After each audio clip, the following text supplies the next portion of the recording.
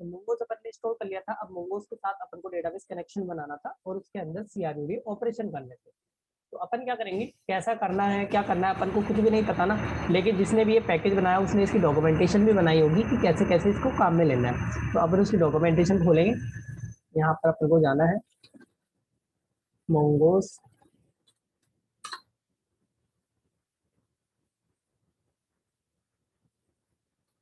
npmjs.com पे जाएंगे। यहाँ पे अपन को सर्च करना है मोंगोज को। अपन ने यहाँ से मोंगोज इंस्टॉल किया था, पहले लिंक को खोल लेंगे। तो यहाँ पे क्या है, आपको मैंने आपको पहले बता दिया था कि आपको ये रिक्वायर वाली स्टेटमेंट काम में लेनी है, इम्पोर्ट वाली स्टेटमेंट काम में नहीं लेनी है। इम्पोर्ट वाली स्टेटमेंट कब और कैसे काम में लेनी है मैं आपको ये बाद में एक्सप्लेन कर दूंगा। अभी अपन रिक्वायर वाली स्टेटमेंट के साथ काम स्टार्ट करेंगे, ठीक है। तो अपन क्या करते हैं, यहाँ पर क्रिएट कनेक्शन के लिए कुछ अच्छा सा देखते हैं। यहाँ पर अलग अलग तरीके हैं कनेक्शन बनाने के।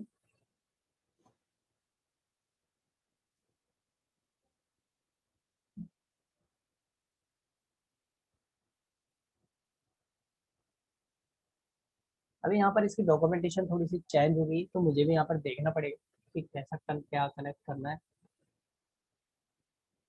यहाँ पर लिखा है कनेक्शन डॉट क्रिएट कनेक्शन, इस तरीके से यहाँ पर कुछ लिखा हुआ है। एक्चुअली में मैं चाह ये रहा हूँ कि मेरा कनेक्शन सक्सेसफुल हुआ। वैसे कनेक्शन तो यहाँ बन जाएगा, लेकिन मैं ये चाह रहा हूँ कि यहाँ पर कनेक्शन मेरा सक्सेसफुली बन गया है नहीं बन गया, वो एग्जैक्टली मुझे बता दे। यहाँ पर एक बार देख लेते हैं कि कैसे करना है। First we need to define a connection. If your app use only one database you should use Mongoose connect. If you need a create additional connections you can use create connection. ठीक, तो अपन इस तरीके से इसको काम में ले सकते हैं। कॉपी करेंगे इसको और यहाँ पर कॉन्स्ट कनेक्ट जीबी करके मैं एक फंक्शन बना रहा हूँ यहाँ पर, जो कि एसिंक्रोनस रहेगा।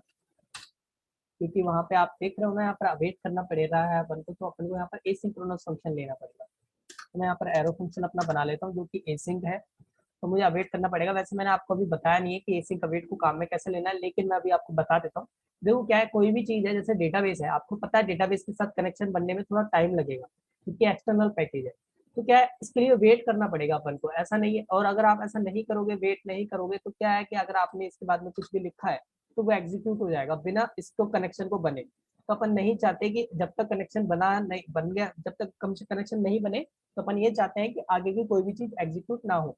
तो उसके लिए अपन को वेट करना पड़ेगा। तो अपन ने यहाँ पर अवेट लिख दिया। और अगर आपके फंक्शन के अंदर किसी भी चीज को करने में वेट लग रहा है, वेट करना पड़ रहा है, तो आपको पूरे फंक्शन को एसिंक्रोनस बनाना पड़ेगा। ये सिंक्रोनस एसिंक्रोनस है। इसके बारे में और ज्यादा एक्सप्लेन मैं नेक्स्ट वीडियो में कर दूंगा। अभी सिर्फ कनेक्शन बनाना देख रहे हैं यहाँ पर। फिर मैं क्या करूंगा, यहाँ पर अगर मान लो कनेक्शन नहीं बन पाया, कोई एरर आई, तो मैं इसे क्या करूंगा, ट्राई कैच ब्लॉक में डाल दूंगा।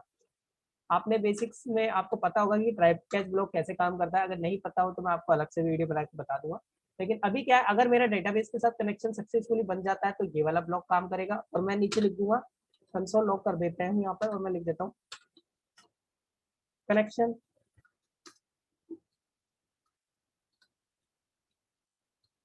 सक्सेसफुली। ठीक है, ये मैंने लिख दिया। और यहाँ पे मैं लिख दूंगा एरर कनेक्टेड टू डेटाबेस। ठीक है, ये मैंने दो यहाँ पर लिख दिए हैं। अगर अब ये क्या है, ये तो कस्टम मैसेज है। अगर एरर क्या आई है वो भी मुझे पता होना चाहिए, तो मैं ये एरर प्रिंट करवा देता हूँ। अगर मान लो कोई एरर आती है तो, अगर नहीं आती है तो अगर ये वाला ब्लॉक चलेगा ही नहीं। ठीक है, ये मैंने लिख दिया। अब मैंने आपको बताया था ये वाला यूआरएल कैसे डिफाइन करना है। ये लोकल होस्ट है, इसकी जगह आपको आईपी लिखनी है, या फिर लोकल होस्ट मेरा लोकल सिस्टम ही है तो मैं वही रहने दूंगा। और यहाँ पर मैं इसका नाम चेंज कर लेता हूँ, नोड जेएस मास्टर क्लास। इस तरीके से आपको यहाँ पर स्पेस वगैरह नहीं देना, ये ध्यान रखें। आपका नाम कुछ इस तरीके से होना चाहिए। अभी मैं सेव करूंगा, टर्मिनल अपना खोलूंगा। अब मैं सिर्फ कुछ भी नहीं चलाऊंगा, सिर्फ यही फाइल चलाऊंगा db.js वाली। npm रन डेव नहीं कर रहा, अभी मैं सिर्फ कनेक्शन चेक करना चाह रहा हूँ, तो मैं सिर्फ ये वाली फाइल चलाऊंगा। तो यहाँ पे लिखता हूँ नॉट स्पेस db.js, इतना लिखूंगा। देखते हैं कुछ भी प्रिंट नहीं हुआ है यहाँ पर। क्यों नहीं हुआ, क्योंकि मैंने इस फंक्शन को कॉल नहीं किया। अभी इस फंक्शन को कॉल कर लेते हैं।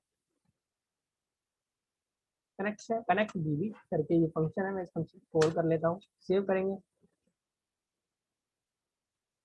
अब इस फाइल को चलाते हैं। कनेक्शन सक्सेसफुली हो गया है, इस मतलब मेरा डाटाबेस के साथ कनेक्शन बन गया। ठीक है, कोई दिक्कत नहीं, कनेक्शन मेरा बन गया।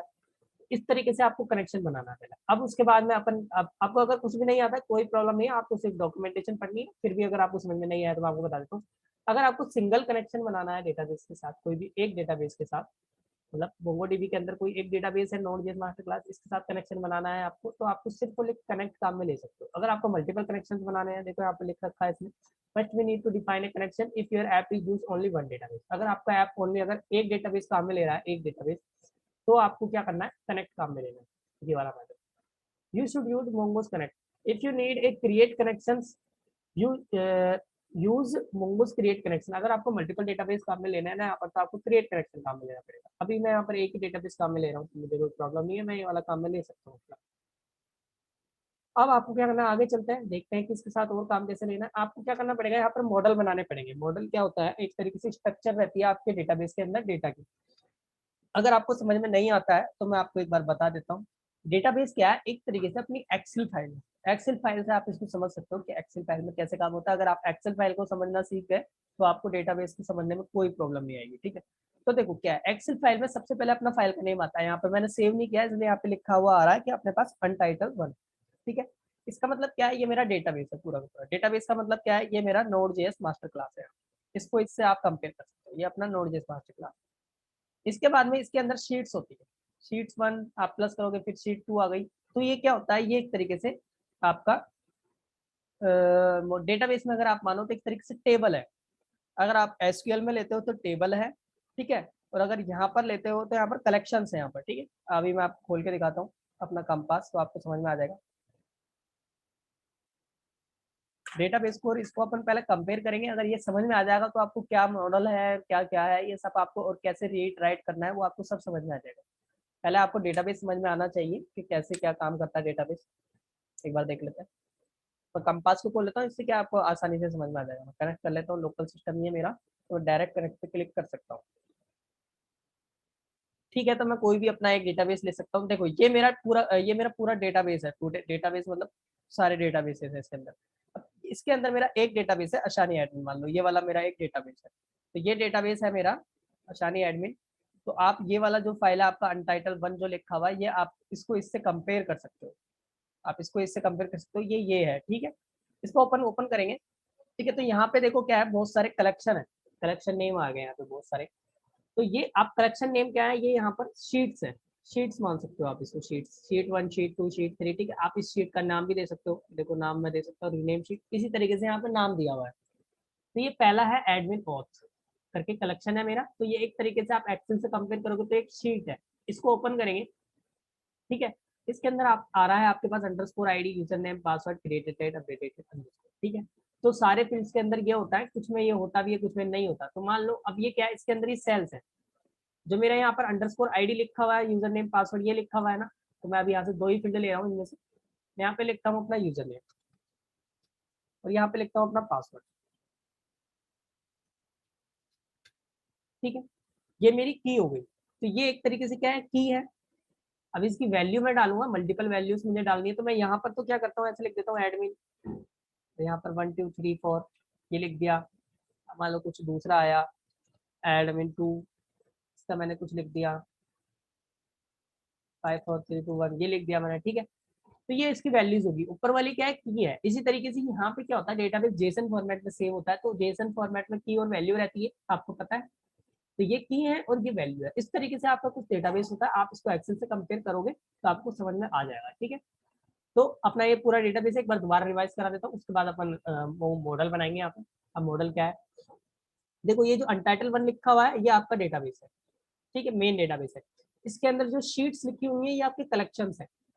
और ये इसके अंदर जो डेटा लिखा हुआ है ये आपकी की और ये वैल्यूज है। ठीक है, अब कई बार ऐसा होता है, अब मान लो ऐसा जरूरी नहीं है, मोंगोडीबी डेटाबेस जेसन फॉर्मेट है, जेसन में कोई जरूरी नहीं होता कि कोई की जरूरी हो ही उसमें। ठीक है, मान लो कि किसी फील्ड में आपके पास पासवर्ड नहीं है, इस फील्ड में मान लो ये इस फील्ड में तो पासवर्ड था, अगर मैं यहाँ पर एक और ऐड करता हूँ, मान लो एक और, जैसे ये एक डेटा है मेरे पास, एक और डेटाबेस में मेरे पास नीचे आ जाता है, तो उसमें मैं चाहता ही नहीं हूँ कि मैं उसमें कोई पासवर्ड डालूं।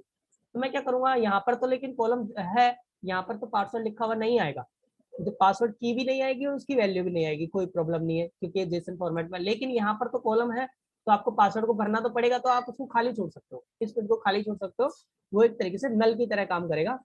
अब ये जो CSV फाइल को कैसे रीड राइट करता है वो भी मैं आपको बाद में बता दूंगा, आपको और भी अच्छे से समझ में आ जाएगा।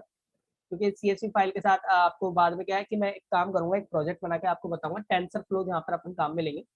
टेंसर फ्लो एक आर्टिफिशियल इंटेलिजेंस का पैकेज है, ठीक है, उसको अपन काम में लेंगे, तब अपन को इस एक्सेल को रीड राइट करने की जरूरत पड़ेगी। तो आपको अभी अगर आपको समझ में आ गया कि इस पर काम कैसे करना है, आपको रीड राइट कैसे करना है, तो आपको उस टाइम पर टेंसर फ्लो को यूज लेने में प्रॉब्लम नहीं आएगी।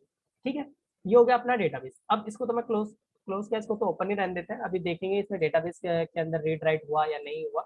तो इसके साथ ही चलता है, मैंने मोंगोस को यहाँ पर इंपोर्ट कर लिया था, मेरे को अब क्या करना है, एक मॉडल बनाना है, क्योंकि जो भी आप काम करोगे ना, अब अच्छा मॉडल क्या है एक बार दोबारा समझा तो देखो, इसके अंदर लिखा हुआ है यूजर नेम और पासवर्ड, टाइप यूजर नेम का क्या होना चाहिए और पासवर्ड का क्या होना चाहिए, ठीक है, ये अपन यहाँ पर डिफाइन कर सकते हैं। तो ये मॉडल क्या होता है, यहाँ पर मोंगोस के अंदर जो मॉडल बनाते हैं उसमें अपन क्या करते हैं, ड्राई स्ट्रक्चर देता है कि अपने मॉडल की स्ट्रक्चर कैसी होनी चाहिए। मान लो कि यहाँ पर क्रिएटेड एट लिखा मैंने, तो क्रिएटेड एट में ऐसा तो है नहीं कि कुछ भी मैंने भर दिया, इसके अंदर तो डेट ही आनी है, तो मैं यहाँ पर टाइप देता हूँ कि टाइप इसका डेट डॉट नाउ, ऐसा कुछ करके, मतलब टाइप आ गया मेरा डेट है, इस फील्ड का टाइप मेरा डेट है, इस फील्ड का टाइप मेरा स्ट्रिंग है, इसका टाइप मेरा स्ट्रिंग है, और मैक्स लेंथ मिनिमम लेंथ ये अपन यहाँ पर देते हैं। ऐसा क्यों देते हैं कि अपना डेटाबेस क्रैश ना हो जाए। मान लो कि कोई बहुत बड़ी चीज आपने डेटाबेस में मान लो इंसर्ट करा दी, मान लो आपकी कोई फाइल थी 200-300 MB की, आपने डेटाबेस में एकदम से डाल दी, तो वो वहाँ पर हैंग हो जाएगा, ठीक है, वहाँ पर लैग मार जाएगा। हैकर वगैरह ऐसा काम करता है, इसलिए अपन को यहाँ पर प्रोटेक्ट करने के लिए यहाँ पर इसका टाइप टाइप वगैरह मिनिमम मैक्सिमम लेंथ वगैरह डिफाइन करनी पड़ती है यहाँ, ठीक है। तो ये अपन पहले मॉडल बनाएंगे। अब जो भी अपना ड्राई स्ट्रक्चर बन गया, अब उसी के अंदर प्रॉपर्टी रहती है यहाँ पर कि आपको सेव करना है या फिर आपको अपडेट करना है, डिलीट करना है, उसी के अंदर प्रॉपर्टी, उसी से अपन सारा काम कर सकते हैं, ठीक है। तो अपन क्या करेंगे यहाँ पर, आपको क्या करना है, सबसे पहले स्कीमा बनानी है। स्कीमा में मान लो मैं एक फील्ड को अपना कॉपी करके यहाँ डाल देता हूँ एक बारी, तो क्योंकि ये मेरी स्कीमा है, पहले स्कीमा में मैं टाइप्स दूंगा कि कैसे क्या बनाना है। मैं यहाँ पर स्कीमा दे दिया मैंने यहाँ पर, और मैंने यहाँ पे दिया यूजर नेम, और इन दोनों फील्डों को मैं हटा दूंगा, एक दो ही फील्ड रखूंगा, यूजर नेम और पासवर्ड।